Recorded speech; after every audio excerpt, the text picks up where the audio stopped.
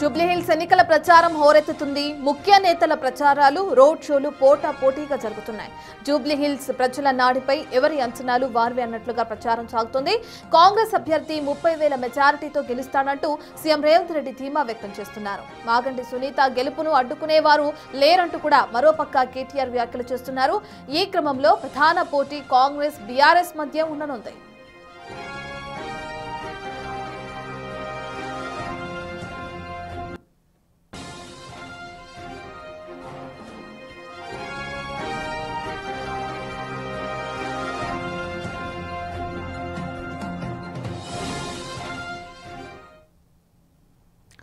మనం చూస్తున్నాం జూబ్లీహిల్స్ నియోజకవర్గంలోని ఉప ఎన్నికకు సంబంధించి ప్రతి పార్టీ కూడా దాన్ని ప్రధానంగా తీసుకున్నట్లు తెలుస్తుంది. సీఎం రేవంత్ రెడ్డి సహా అక్కడ ఎన్నికల ప్రచారంలో పాల్గొన్నారు. దీనికి సంబంధించిన పూర్తి డీటెయిల్స్ అందించడానికి మా ప్రతినిధి విజయ్ అందుబాటులో ఉన్నారు. విజయ్, మనం చూస్తున్నాం ఇప్పటికే సీఎం రేవంత్ రెడ్డి కూడా ప్రచారంలో పాల్గొన్నారు. బీఆర్ఎస్ నుంచి పలువురు ముఖ్య నేతలు కూడా ప్రచారంలో పాల్గొనడం కూడా మనం చూస్తున్నాం. ఎవరికి వారు మెజారిటీ మాదే అంటూ కూడా ధీమా వ్యక్తం చేస్తున్నారు. ప్రస్తుతం అసలు ఎన్నికల ప్రచారం ఏ విధంగా కొనసాగుతుంది, అక్కడున్న ప్రజల సమస్య ఏ విధంగా తెలుసుకుంటున్నారు వెళ్తున్న అధికారులు? యశ్రత్న, జూబ్లీహిల్స్ ఉప ఎన్నిక అయితే రోజు రోజుకు కూడా హోరెత్తిస్తుందనే చెప్పాలి. ప్రచారం అయితే ముఖ్యంగా రోజు రోజుకు కూడా హీటెక్కిస్తుందనే చెప్పాలి. ముఖ్యంగా 5 రోజులు మాత్రమే ఉంది. ఈ రోజుతో చూసుకుంటే ఎలక్షన్స్కి కేవలం 3 రోజులు మాత్రమే ప్రచారం చేసుకున్నటువంటి వీలైతే ఉంది. ఇటు పార్టీకి సంబంధించినటువంటి వివిధ పార్టీలకు సంబంధించినటువంటి పోటీలో ఉన్నటువంటి అభ్యర్థులు.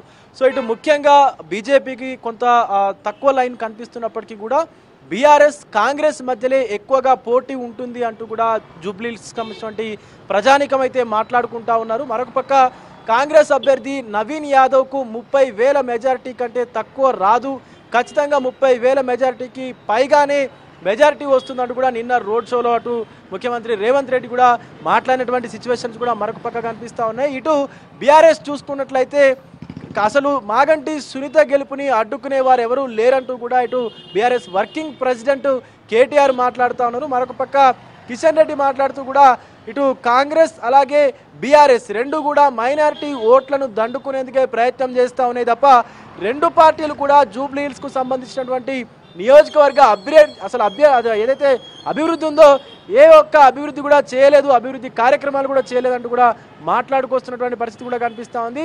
3 పార్టీలకు సంబంధించినటువంటి ముఖ్య నేతలు కూడా ప్రచారంలో అయితే పాల్గొంటా ఉన్నారు. వివిధ ఏరియాల్లో రోడ్ షోలను కూడా నిర్వహిస్తూ ఉన్నారు. సో ఇప్పటి నుంచి ఒక లెక్క, అంటే ఇప్పటి వరకు ఒక లెక్క, ఇక ఈ రోజు నుంచి మరొక లెక్క అన్నట్లుగా అయితే కనిపిస్తూ ఉంది. ఎందుకంటే 3 రోజులు మాత్రమే ప్రచారానికి గడువు ఉండడంతో బాహాబాహిగా వ్యాఖ్యలు అయితే చేసుకుంటా ఉన్నారు, ఆరోపణలు అయితే చేస్తూ ఉన్నారు. 3 పార్టీలకు సంబంధించినటువంటి ముఖ్య నేతలందరూ కూడా ముఖ్యంగా కాంగ్రెస్ ఈ 22 నెలల్లో చేసింది ఏమీ లేదంటూ బీఆర్ఎస్ చెప్పుకొస్తా ఉంది, బీజేపీ చెప్పుకొస్తా ఉంది. మరొక పక్క కాంగ్రెస్ మాత్రం బీఆర్ఎస్ గత 10 సంవత్సరాల్లో జూబ్లీహిల్స్ నియోజకవర్గ అభివృద్ధికి అసలు పాటుపడలేదు, అటు మున్సిపల్ మినిస్టర్గా ఉన్నటువంటి కేటీఆర్ వల్లనే ఈ మొత్తం రాష్ట్రం అలాగే ముఖ్యంగా ఇటు జూబ్లీహిల్స్ నియోజకవర్గం అంతా కూడా దారుణంగా తయారైందంటూ కూడా రోడ్ షోలో ముఖ్యమంత్రి మాట్లాడినటువంటి వ్యాఖ్యలు కూడా మనం గమనించామని చెప్పాలి. సో ఇటు ముఖ్యంగా దగ్గర పడుతున్నటువంటి ఈ జూబ్లీహిల్స్ బైపోల్స్ను అయితే హోరాహోరీగా అయితే కనిపిస్తూ ఉన్నాయి. రాష్ట్ర ప్రజలందరూ కూడా జూబ్లీహిల్స్ ఉప ఎన్నిక వైపే తొంగి చూస్తున్నటువంటి సిచ్యువేషన్స్ అయితే మనందరికీ కూడా కనిపిస్తూ ఉన్నాయి. ముఖ్యంగా మంత్రుల ప్రచారాలు కూడా వివిధ డివిజన్లలో 7 డివిజన్లలో కూడా సుమారుగా 14 మంది మంత్రులను అయితే ఇన్ఛార్జీలుగా నియమించారు. ఆ 14 మంది మంత్రులు కూడా మొత్తం తమ అభ్యర్థి నవీన్ యాదవ్కే ఓటు వేయాలంటూ కూడా జూబ్లీహిల్స్ నియోజకవర్గం మొత్తం అంతా కూడా కలియ తిరుగుతూ డోర్ టు డోర్ క్యాంపెయిన్స్ కూడా చేస్తూ ఉన్నారు.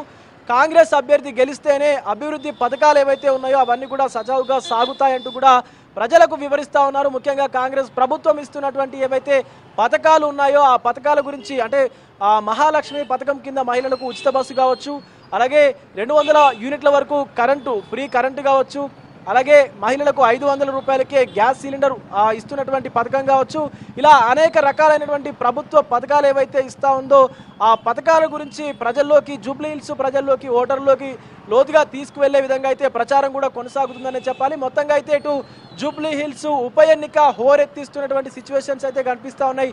రత్న, ముఖ్యంగా ఇటు 3 రోజులు మాత్రమే ఇటు ప్రచారానికి కూడా గడువు అయితే కనిపిస్తూ ఉంది. కాబట్టి ఈ 3 రోజుల్లో రోడ్ షోలు, ముఖ్యంగా ఇటు బైక్ ర్యాలీలు కూడా సీఎం రేవంత్ రెడ్డితో పాటు బీఆర్ఎస్ వర్కింగ్ ప్రెసిడెంట్ కేటీఆర్ కూడా నిర్వహించనున్నారు. రత్న. Right, thank you Vijay.